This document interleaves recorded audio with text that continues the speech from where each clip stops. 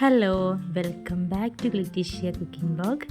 ഇന്ന് നമ്മൾ കപ്പ ബിരിയാണിയാണ് ഉണ്ടാക്കാൻ പോകുന്നത്. നല്ല മഴയൊക്കെ ആണല്ലോ, അതുകൊണ്ട് കപ്പ ബിരിയാണി അടിപൊളിയായിരിക്കും.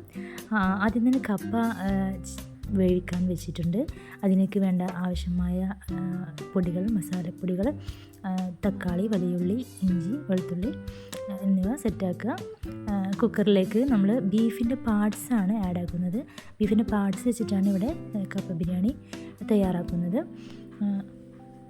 കുക്കറിലേക്ക് ആവശ്യത്തിനുള്ള ബീഫിൻ്റെ പാർട്സ്, വലിയുള്ളി, ഒരു വലിയുള്ളി, കറിവേപ്പ്, 2 തക്കാളി, പിന്നെ ഇഞ്ചി, വെളുത്തുള്ളി എന്നിവ ആഡാക്കി അതിലേക്ക് വേണ്ട മസാലപ്പൊടികളും കൂടി ചേർത്ത് കൊടുക്കുക. എരിവിന് ആവശ്യമുള്ള എങ്ങനെയാണോ നിങ്ങൾക്ക് എരിവ് അതിനനുസരിച്ച് മുളക് പൊടി ആഡാക്കാം. ഞാനിവിടെ 3 ടേബിൾ സ്പൂൺ മല്ലിപ്പൊടി, ഒരു ടീസ്പൂൺ മഞ്ഞൾപ്പൊടി, പിന്നെ 3 ടേബിൾ സ്പൂൺ മുളക് പൊടി, കല്ലുപ്പ്, ഞാൻ കല്ലുപ്പാണ് ഉപയോഗിക്കാറ്. അപ്പോൾ കല്ലുപ്പ് എന്നിവ ചേർത്ത് നന്നാക്കി കൈകൊണ്ട് തന്നെയാണ് കുഴച്ചെടുത്തത്. ആവശ്യത്തിന് വെള്ളം ചേർത്തിട്ട് നന്നായിട്ട് കുഴച്ചെടുക്കുക. അപ്പോൾ ബീഫ് പാർട്സ് ആയതുകൊണ്ട് തന്നെ നന്നായിട്ട് വേവേണ്ടി വരും. അതുകൊണ്ട് കുറച്ചധികം തന്നെ വെള്ളം ആഡ് ചെയ്യേണ്ടതാണ്. എന്നിട്ട് അടുപ്പത്ത് വെച്ച് നന്നായിട്ട് വേവിക്കാൻ വേണ്ടി വെക്കുക. ഒരു 6-7 വിസിൽ വരെ അടിക്കുന്നത് വരെ വെയിറ്റ് ചെയ്തിട്ടുണ്ട്.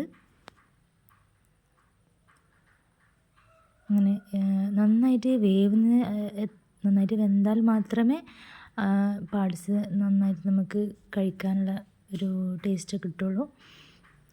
അതിന് ശേഷം വേവിച്ച് വെച്ച പൂള, കപ്പ എന്നും പറയും, പൂള എന്നും പറയും. ഓരോ സ്ഥലത്തെ ഓരോ പേരാണല്ലോ.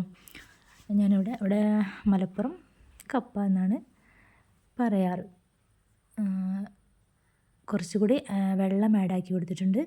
എന്നിട്ട് അത് രണ്ടും കൂടിയും ഒരുമിച്ച് വെച്ചിട്ട് ഒരു 2 വിസിൽ വരെ അടിക്കുന്നത് വരെ കാത്തു നിൽക്കാം. അതിനുശേഷം നന്നായിട്ട് രണ്ടും കൂടി ജോയിനായി അടിപൊളി സ്മെല്ലാണ് കേട്ടോ. നന്നായിട്ട് വെന്തിട്ടുണ്ട്. അടിപൊളി കപ്പ ബിരിയാണി റെഡിയായി കഴിഞ്ഞു. എല്ലാവരും ട്രൈ ചെയ്യണം. അടിപൊളി ടേസ്റ്റാണ്. പ്രത്യേകിച്ച് മഴക്കാലത്ത് എല്ലാവരും ട്രൈ ചെയ്യണം. ഇഷ്ടപ്പെട്ടവർ കമൻറ്റ് ചെയ്യാൻ മറക്കരുത്, ലൈക്ക് ചെയ്യാൻ മറക്കരുത്, അതുപോലെ ഷെയർ ചെയ്യാനും മറക്കരുത്. വീണ്ടും മറ്റൊരു വ്ളോഗുമായി വീണ്ടും വരാം. ടാറ്റാ.